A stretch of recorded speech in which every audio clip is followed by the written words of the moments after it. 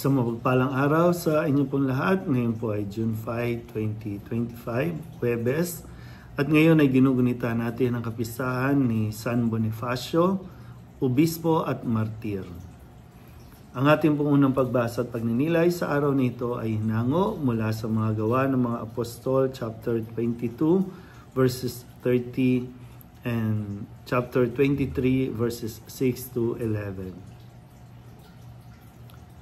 Noong mga araw na iyon, ibig matiyak ng pinuno kung ano nga ang sakdal ng mga Hudyo laban kay Pablo. Kaya't pinagpulong niya kinabukasan ang mga punong saserdote at ang buong Sanhedrin. Saka kinalagan si Pablo.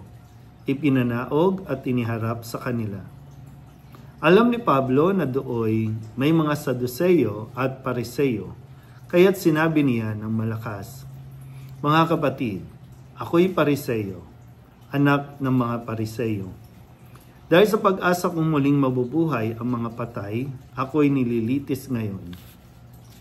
Matapos itong sabihin ni Pablo, nagtalo-talo ang mga Pariseo at ang mga Saduseyo at nahati ang kapulungan. Sapagkat ang sabi ng mga Saduseyo, hindi muling mabubuhay ang mga patay at walang anghel o espiritu. Subalit ang mga Pariseo naman naniniwala sa lahat ng ito.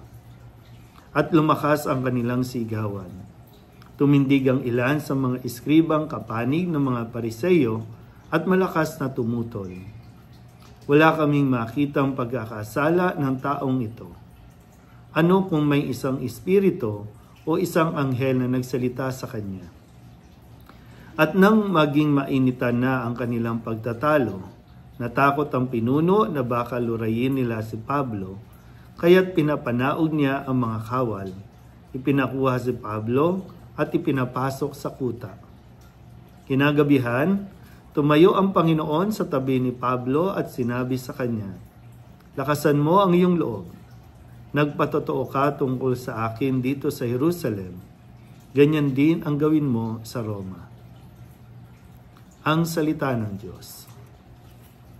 Muli po, isang mapagpalang araw sa inyo pong lahat sa puntong ito na ating unang pagbasa at sa paglalakbay ni San Pablo, sa kanya pong pagmimisyon ng pagpapahayag ng mabuting balita.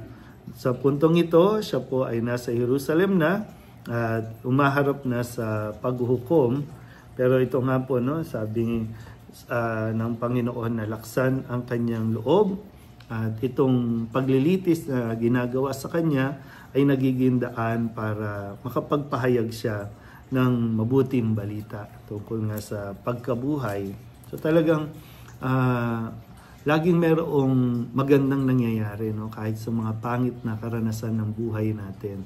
Huwag lang natin basta tingnan na tayo ay pinahihirapan, tayo ay nahihirapan. Kung tayo lang talaga ay mananatili na nagdarasal, na natiling nananalig sa Diyos, ang Diyos mismo ang kikilos kung paano maipaparating sa mga tao ang salita ng Diyos.